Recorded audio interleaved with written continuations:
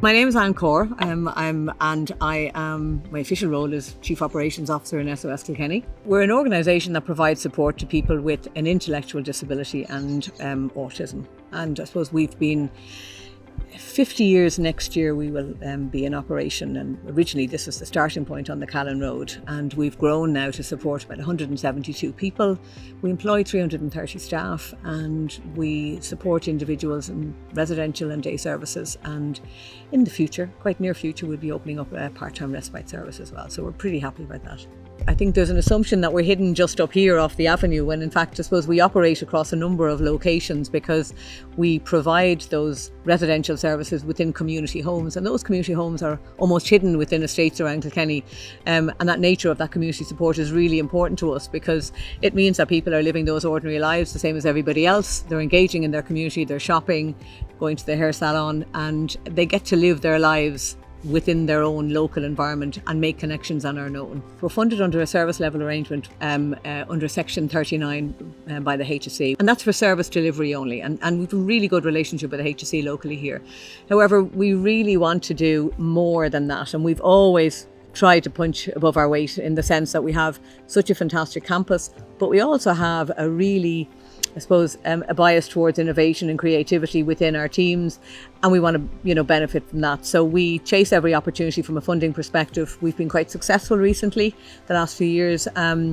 We're the only organisation until around the last year that had a cubby, which was the Autism Support Hub, outside of one other school in Kilkenny, and we also have the multi-ball, which is a recent addition. I think there's one other multi-ball in the country, which is in Centre Parks.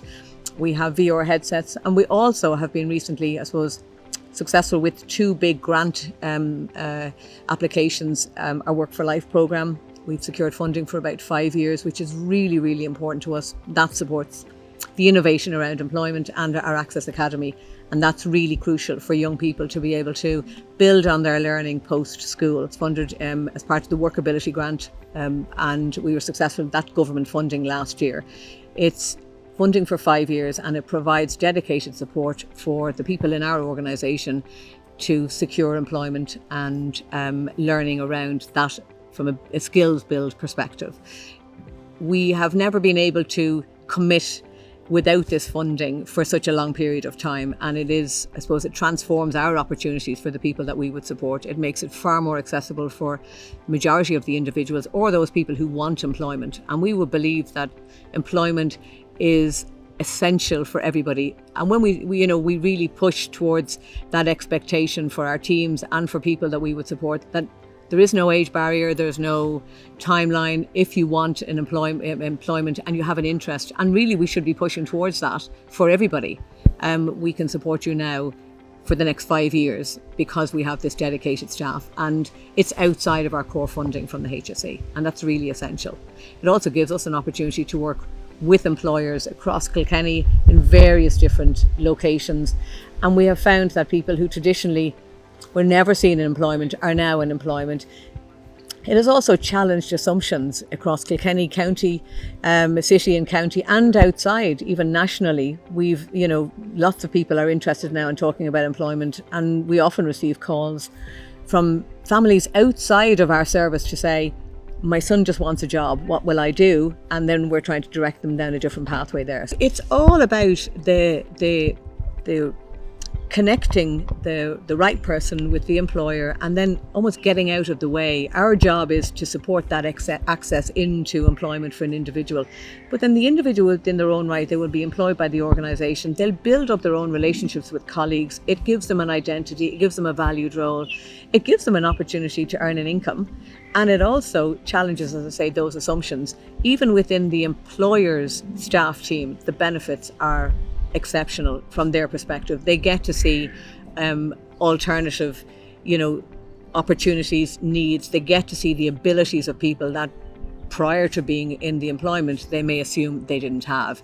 So that really is important. And also we've seen confidence has changed for individuals, really has increased, and they get to try so many other things, and it's just an opportunity to build. I suppose from our own perspective with regard to, we're very clear in terms of our values, and we really want to work with employers who align with our values as well, and that's really, really important. And also we're an organisation that employs 330 people. We want to assert ourselves and we want to encourage our teams to also do that, and the people we support.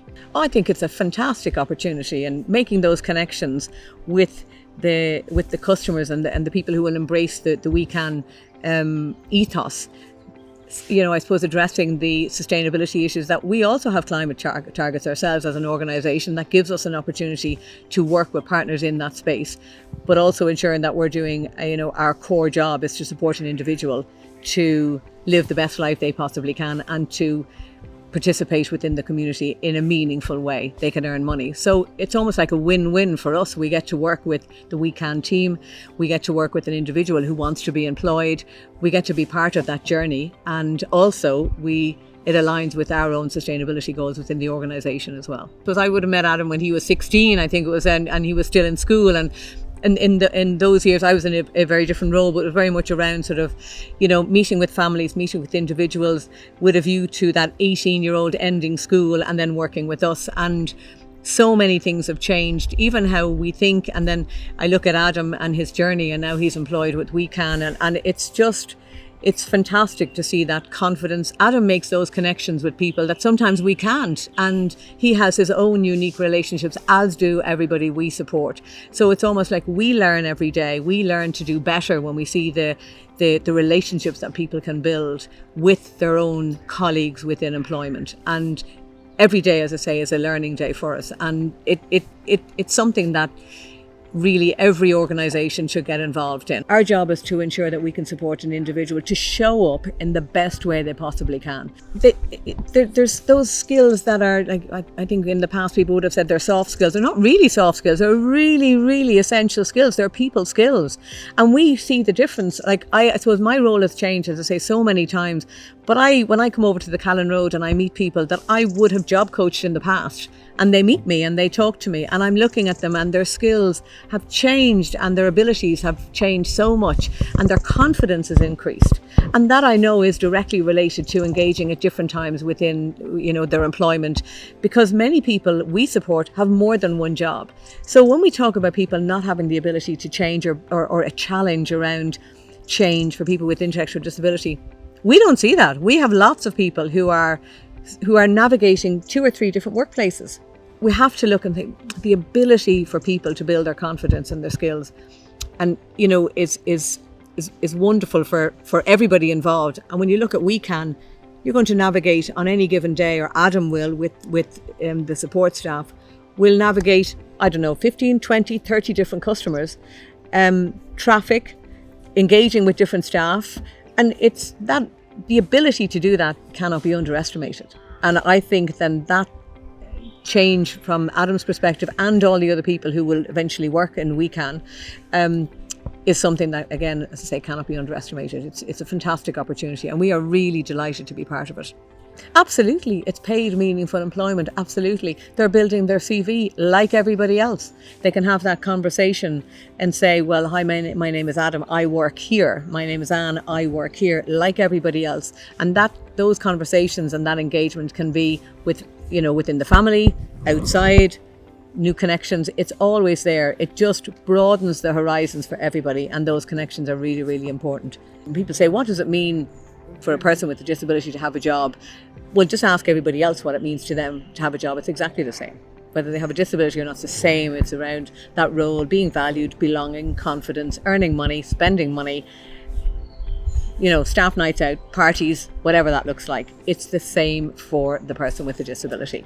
We don't need to separate things out. We talk about metrics and KPIs, and we talk about funding and so on. There's a huge opportunity also. We talk about from our own perspective around improving our well-being and overall well-being of individuals, and we'll do this, and we might do yoga and walking, running, whatever that looks like. But a measure of the overall well-being of a person with a disability is quite often missed, because you have the parenting side of things, you have the clinical care. How many hospital appointments do you have? You're with this department, and then you go to a day service or a residential service, whatever that looks like. The employment it brings you to another level, and that is the overall well-being of an individual, because it's like, well, I have a workplace. It's not my workplace. It's not my, uncle's, my dad's, or whatever that looks like, or, it is it is my workplace, I can have that conversation. So when it comes to employing a person with a disability, there's huge benefits in their overall well-being, and that's so important for us. It also keeps people moving, mobile. You've got to get up for work, you've got a purpose.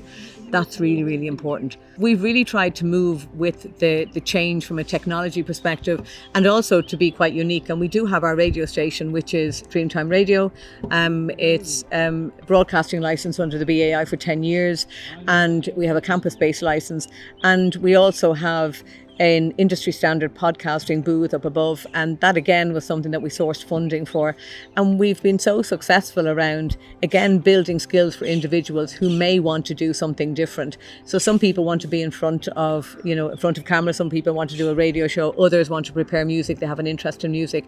And then we have a number of people who they don't want to have, or they struggle with a verbal conversation with individuals, but their voice can be heard on the radio, and it is just fantastic to hear that. That's really unique in SOS. And also, with some of our people, what's quite unique about the radio station is all the broadcasters have an intellectual disability. It's not, staff who have the radio show.